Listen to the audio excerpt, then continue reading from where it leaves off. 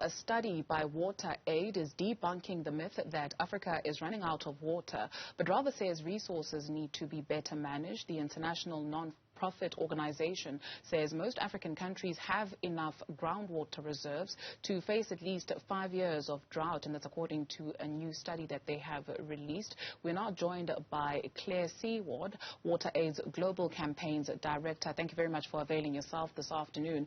Briefly for us, how was this research conducted and which countries were looked at on the continent?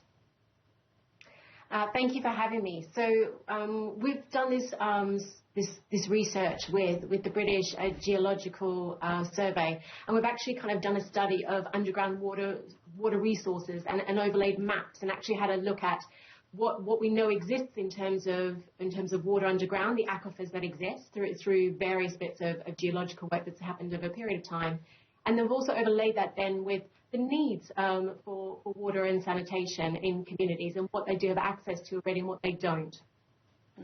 And in terms of what the study has revealed, that there is enough water in some countries to see them through 5 years of drought. But you also do mention the issue of it being better resourced and managed. What do you see as a problem there? There is a real opportunity here for African countries to be able to utilize a safety net that exists for the communities who are on the front line, who are experiencing climate change every day, who are really seeing the impacts of not having access to water and sanitation close to home. But there are also lessons that can be learnt from countries in Asia where they have really over-extracted their groundwater and have lost that safety net. You places like India, places like Indonesia, places like Pakistan who use a lot of groundwater for things like agriculture, and it becomes contaminated. So what we're saying is that there is an opportunity here to provide a buffer and a safety net for communities right across African countries like Ethiopia, Madagascar, Mali, Niger, Nigeria. These are all countries that could benefit from it. But what it does need is careful investment and management. It requires governments putting a percentage of their money into this investment, as well as international investment, because it is expensive to do. But it also requires good management to make sure that it's not over-extracted for one industry's purpose, and that actually communities, many of whom don't have access to water in their own homes, are also able to access this water, and also for it to be sustainable. This is not something that should be completely depleted. We were discussing your research with my producer, and she noted that even at home they have boreholes, but it's mainly dependent on the rainy season. So if there's no rain, then there's an issue in terms of getting the water from underground. What is it that you have found where that is concerned? You speak of a need to manage this better, how expensive it is, but what about the element of nature? Absolutely, and this is why when looking to tap into groundwater, it's really important to work with experts who know about this. Different geologies, the different soil types that you see in different parts of the country will absorb or hold or not hold water differently. And so it really does take an expertise to be able to understand how and where you tap into this water, and how deep you have to drill as well to get to it. It is not a panacea. It will not cover everything, but there is something that can be done that's quite tangible that can actually help to tap into what is there for communities who do rely on these water supplies to have water close to home.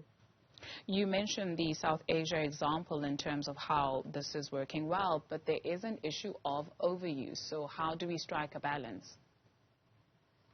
This is really about taking a step back and having a look at what are the water needs for the communities and the countries across Africa, thinking about the needs of the community members in their own homes, thinking about agriculture, thinking about industry, and really coming together to plan and monitor how that is used. And this is really where there is a responsibility of government to step in and play that leadership role in terms of water stewardship, and make decisions based on what the needs are in a way that not only deal with the immediate needs, and we know there is huge economic growth in most countries across Africa, and there's potential to expand. But how do we do it sustainably? And this is about coming back to those principles we're talking about through the climate negotiations at COP. And we have the first COP in Africa later this year in Egypt. How do we actually put something like water stewardship on the agenda, particularly how you manage groundwater as part of being a buffer? Then in enters the problem of pollution. You cite a recent survey of boreholes in Ethiopia, Uganda and Malawi that saw E. coli present in the water from 20% of rural hand pumps. Yeah, and this is why it's so important. So when you're planning how to put in an infrastructure for water, you're also thinking about sanitation. Quite often what we're seeing is leaching from toilets that contaminate water sources. And so it's really important to take a step back and think about what are the uses and how do you plan services well? How do you maintain those services so that they're kept in good quality? But also, how do you think about when climate impacts do happen, when we're seeing more frequent flooding, how do we make sure that that's been planned for so that you think about toilets will overflow? How does that water flow and contaminate water sources?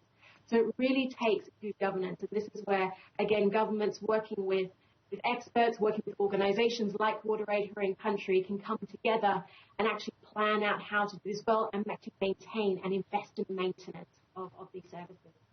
Thank you very much to Claire Seaward, WaterAid's Global Campaigns Director. And for our viewers who are interested, the study is called Groundwater, the World's Neglected Defense Against Climate Change. You can find it online.